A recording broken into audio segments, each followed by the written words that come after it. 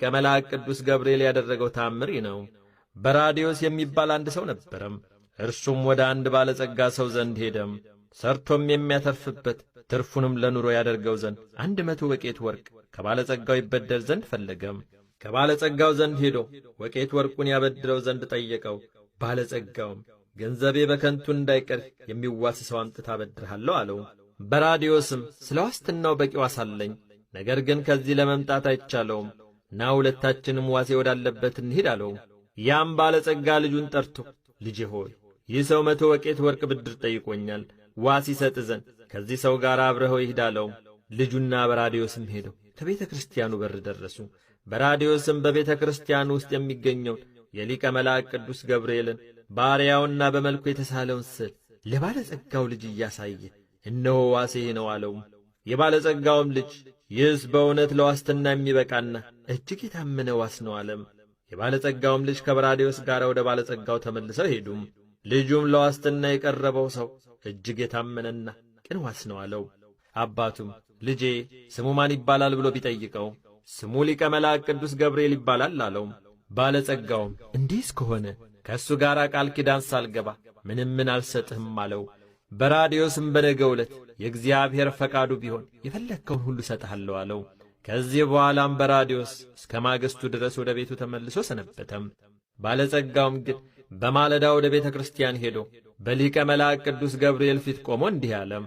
የእግዚአብሔር መልአክ ሆይ ወርቄን ለዚህ ሰው በምሰጥበት ጊዜ በእኔና በዚህ ሰው መካከል ምስክር ትሆነን ዘንድ የፍቅርንና የይቅርታን ዋስትና ብቻ እፈልጋለሁ። እውነተኛ ምስክርነትን ስለማምንበት ከአንተና ከእግዚአብሔር በቀር ሌላ ምስክር አልፈልግም። ይህንንም ከተናገረ በኋላ ባለጸጋው ለሊቀ መላእክት ቅዱስ ገብርኤል ሰግዶ ወደ ቤቱ ሄደም። የሚመለስበትን ጊዜ በአንድ ዓመት ወስኖ ነግዶ ያተርፍበት ዘንድ ለበራዲዮስ 100 ወቄት ወርቅ ሰጠው። በራዲዮስም ነግዶ ከእግዚአብሔር ረዳትነት የተነሣ ከሚያገኘው ትርፍ እኩሌታውን ለባለጸጋው እኩሌታውን ለራሱ ሊካፈሉ ተስማሙ። በራዲዮስም በሊቀ መላእክት ቅዱስ ገብርኤል አማላጅነት በወርቁ ሲነግድ ብዙ ትርፍ አገኘም። ነገር ግን የባለጸጋውን ገንዘብ ሳይመልስለት የዓመቱ መጨረሻ አለፈ። ገንዘቡንም አልመለሰም። ሰይጣን ተንኰለኛነትን አሳድሮበት ዐይነ ልቡናውን አሳውሮታልና። ይልቁንም ይኸው በራዲዮስ ሊናገርና በእኔ ላይ ሊመሰክርም ከማይችል ከሊቀ መላእክት ቅዱስ ገብርኤል ስል በስተቀር የሰማና ያየ በእኔ ላይ የሰው ምስክር የለም። የፈረምኩበትን የጽሑፍ ሰነድ አይገኝም። ስለዚህ ባለጠጋው ገንዘቤን ስጠኝ ብሎ ቢጠይቀኝ እክደዋለሁ እንጂ እውነት ነው አለኝ ብዬ አላምንም ሲል አሰበ። ያን ጊዜም ባለጸጋው በራዲዮስን ጠርቶ በውላችን መሠረት ወርቄን ከነትርፉ ስጠኝ፣ እኔ በእጄ መዝኜ እንደ ሰጠው አንተም የትርፉን አስበህ በፍቅር ክፈለኝ አለው። በራዲዮስ ግን ምንም የሰጠኸኝ ነገር የለም በማለት ካደው። ባለጸጋውም ባነጋገሩ እየተደነቀ ወርቄን እንደ ሰጠው ካውቀህ ትመልስልኝ ዘንድ እስኪ ልቡናህን ሕሊናህንም መርምር አለው። በራዲዮስ ግን በእኔ ላይ እንደ ሰጠኝ የሚያውቅልህ እውነተኛ ምስክር ካገኘህ ወርቅን ከነትርፉ መልስላለሁ ሲል መለሰለት።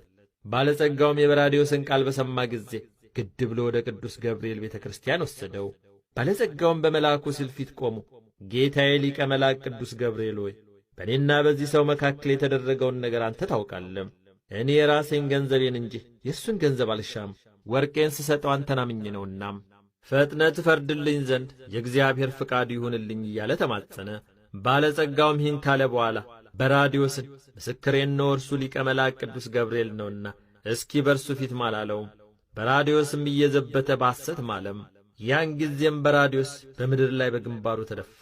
ፈጽሞ መንቀሳቀስ መነቃነቅም አልተቻለውም። እንደ ድንጋይ ድርቅ ብሎ ቀረ እንጂም። ይህንን ይመለከቱ የነበሩ ሰዎች ሁሉ ትንፋሹ ፈጽሞ ስለ ተቋረጠ ደነገጡ።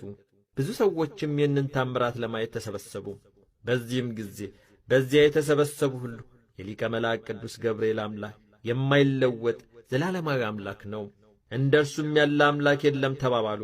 ያም ከሃዲ ሰው በአየሩ ላይ ተወጥሮ ተሰቅሎ አቤቱ ጌታዬ ሊቀ መላእክት ቅዱስ ገብርኤል ሆይ ስለ ሃይማኖቴ ጉድለት ይቅር በለኝ፣ በገናናው ኃይልህም ተማጽኛለሁና ይቅርታ አድርግልኝ።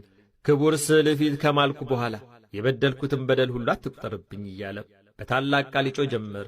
ሕዝቡም እንዲህ እያለ ሲጮህ በሰሙ ጊዜ ሁሉም በየወገናቸው አለቀሱ። ከዚህ በኋላ ቸርነቱ ጥልቅ ምሕረቱ ምጡቅ የሆነ እግዚአብሔር በሊቀ መላእክት ቅዱስ ገብርኤል አማላጅነት ንስሐውን ተቀብሎ ከተሰቀለበት አወረደው። ወዳጆቹም አእምሮ እስኪመለስና የተናገረውን እስኪያስታውስ ድረስ በተለየ ቦታ አስቀመጡት። ይህ በራዲዮስ ሰውነቱን ካወቀ በኋላም ተነስቶ ሄደ። ወርቁን ከነትርፉ አመጣ፣ ለባለጸጋውም ሰጠው። ባለጸጋውም ለሊቀ መላእክት ቅዱስ ገብርኤል ቤተ ክርስቲያን ወርቁን መባ አድርጎ ሰጠም። መኖሪያውንም በሊቀ መላእክት ቅዱስ ገብርኤል ቤተ ክርስቲያን አጠገብ አድርጎ እስከ ዕለተ ሞቱ ድረስ የሊቀ መላእክት ቅዱስ ገብርኤል ቤተ ክርስቲያንን እያገለገለ ኖረ።